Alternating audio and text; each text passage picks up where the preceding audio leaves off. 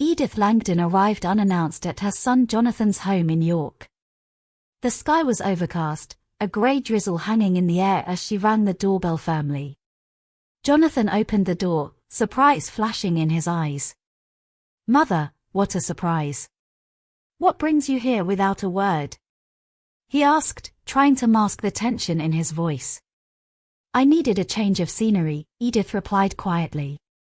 "And I thought I could stay for a while. Help out, you know." Jonathan glanced behind him, where Louisa, his wife, watched from the hallway with a cautious look. "Well, it's just a bit sudden," he said, "but if you want to stay, you're welcome." Edith stepped inside, the scent of old books and polished wood welcoming her back. Yet the atmosphere was taut, strained with the unspoken feelings of a family unaccustomed to sharing space so closely. That evening, Edith sat by the fireplace, leafing through an old photo album. Louisa approached quietly. "Jonathan worries that you might upset the balance we've built here," she whispered. Edith nodded, understanding that her presence was more a disturbance than a comfort. Still, Edith was determined. After all, she had lived through decades of memories in this house, memories Jonathan and Louisa had tried to pack away. But Edith knew there were stories yet to be told, and secrets waiting in the shadows of the Langdon family home. A few days after Edith's arrival, the house felt different. The usual quiet was pierced by soft footsteps in the attic, where Edith had taken to sorting through old boxes. Jonathan and Louisa tried to keep their distance, hoping she would soon tire of the place. One afternoon, Edith's fingers brushed against a faded envelope tucked beneath a pile of yellowed papers. The handwriting was unfamiliar but elegant, sealed with a dark red wax stamp. Her heart skipped a beat. The letter was addressed to her, but it was dated nearly 30 years ago. With trembling hands, she broke the seal and began to read. It was from her late husband, Jonathan's father.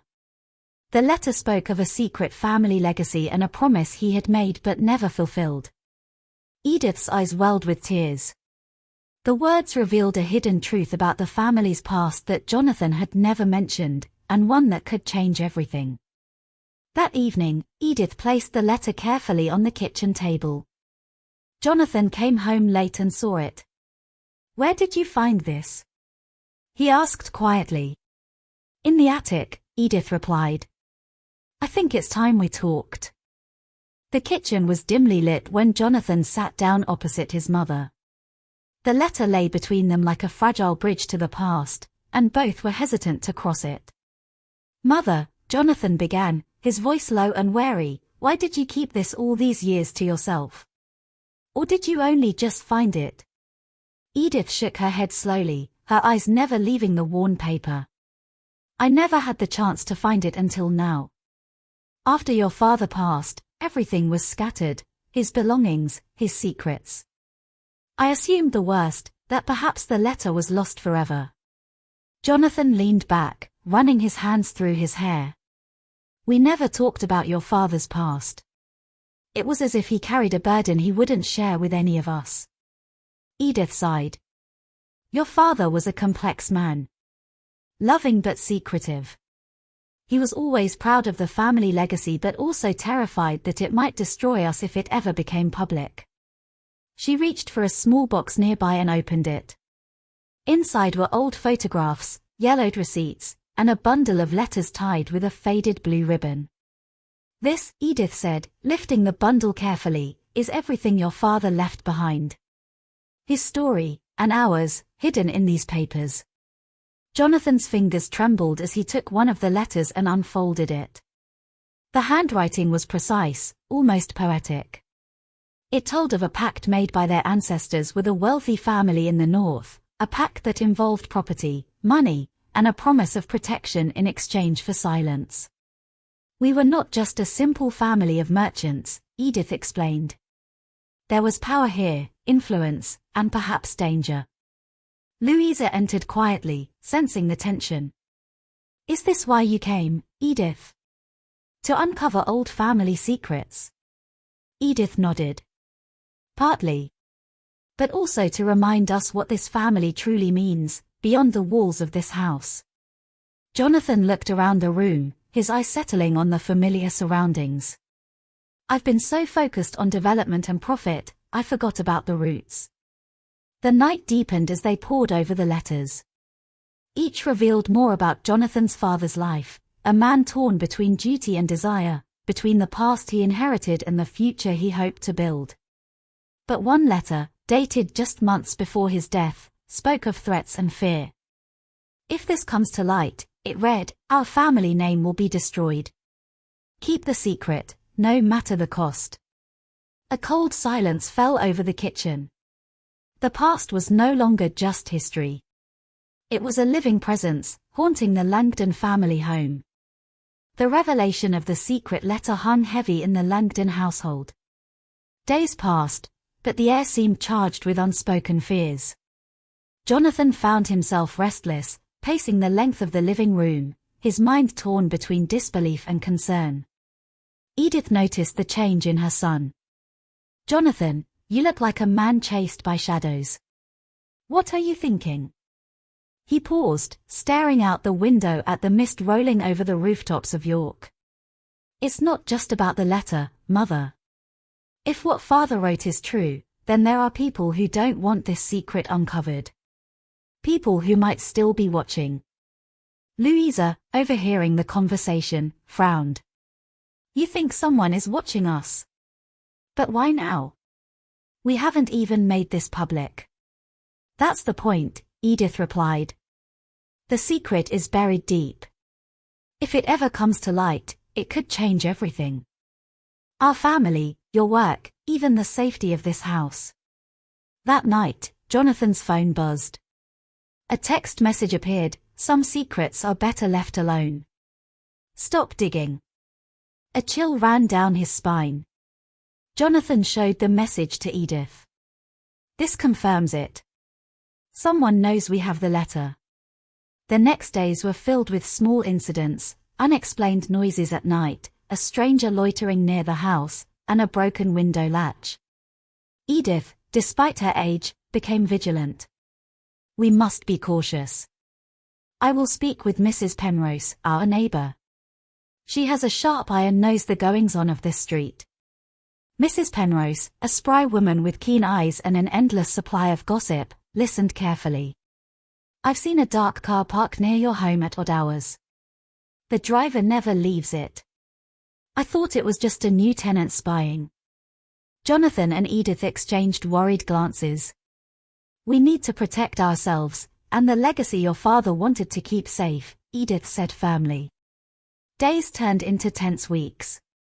Jonathan's projects at work suffered from distracted focus. Louisa worried more, often suggesting they involve the police. But Edith insisted on handling it quietly. One evening, Edith found an old photograph tucked inside the bundle of letters, a picture of her late husband with a stern-looking man she did not recognize. The man's eyes seemed cold and threatening. This man, Edith whispered, he might be the key to understanding who is behind this. The photograph haunted Edith. She spent hours poring over old journals and newspaper clippings, seeking any mention of the mysterious man.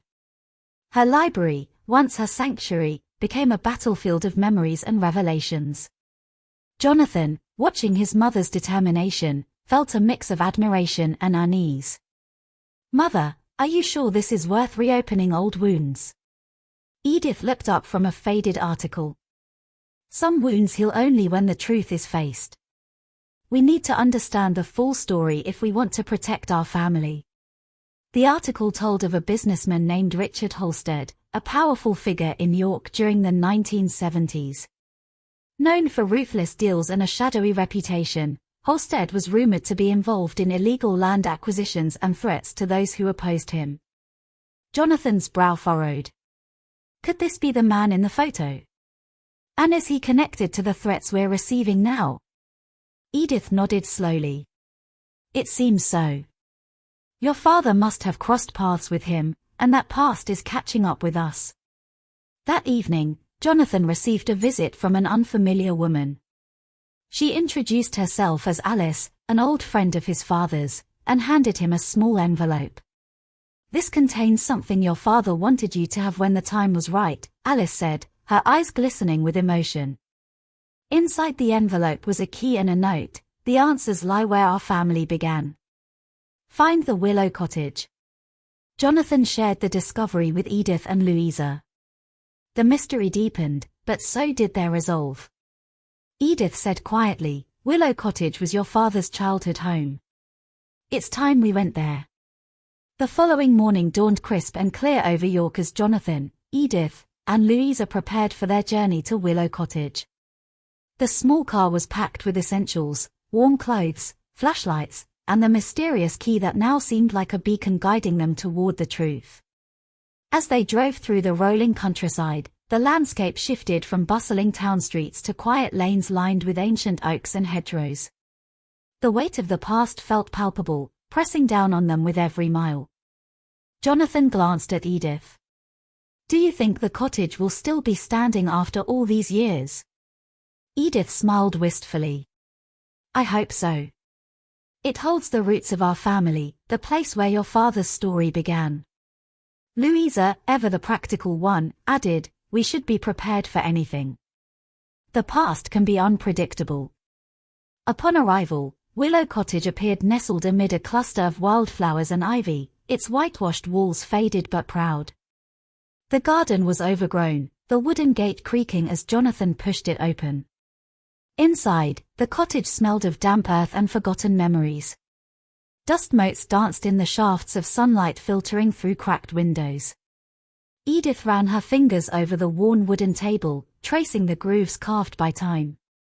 Jonathan inserted the key into a rusty old chest tucked away beneath the staircase.